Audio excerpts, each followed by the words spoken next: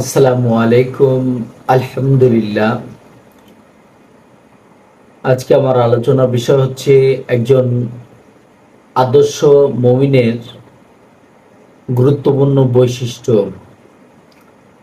পবিত্র কোরআন ও হাদিস অনুযায়ী একজন আদর্শ মুমিনের 10টি গুরুত্বপূর্ণ বৈশিষ্ট্য থাকা উচিত।